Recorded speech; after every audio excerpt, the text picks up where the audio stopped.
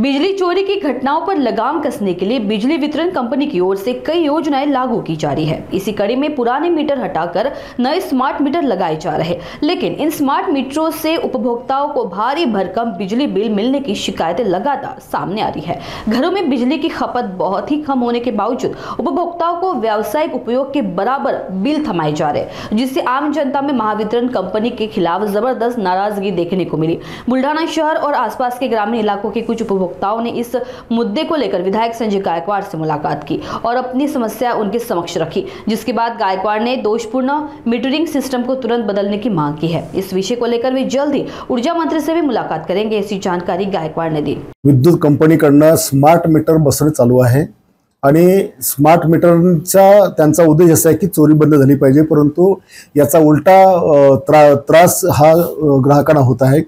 ग्रामीण भागामध्ये, शहरी भागामध्ये एखादा घरचा व्यक्ती 2 महिन्यापासून बाहेर गावी गेला असेल तरी त्याला 2,500-3,000 रुपये बिल त्याच्यामध्ये येऊन राहतं। एक म्हातारी माझ्याकडे आली, तिचा घरात एकच लाईट आहे, तिला त्या ठिकाणी जवळपास 10,000 रुपये बिल आला। तर अशा अनेक ग्रामीण भागातले लोक, शहरातले लोक आज माझ्याकडे आले, सगळ्यांनी बिल घेऊन आले।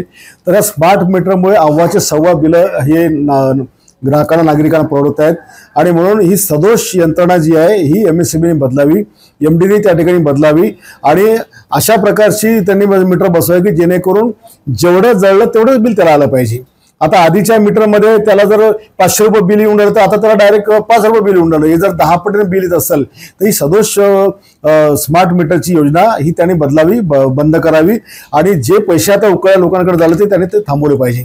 अन्यथा आम्हाला राज्य शासनाकडनं या स्मार्ट मीटरच्या बाबतीमध्ये मागणी करावी लागेल की हे सगळं आपण बंद करावं, कारण स्मार्ट मीटर बसवलं तरी चोरीचे जे आकड्याचे कनेक्शन हे काही बंद होत नाही आणि मग जे चोरीच्या कनेक्शनच्या माध्यमातून वीज चोरली जाते त्याचे पैसे हे या मीटरवर लागले राहिले।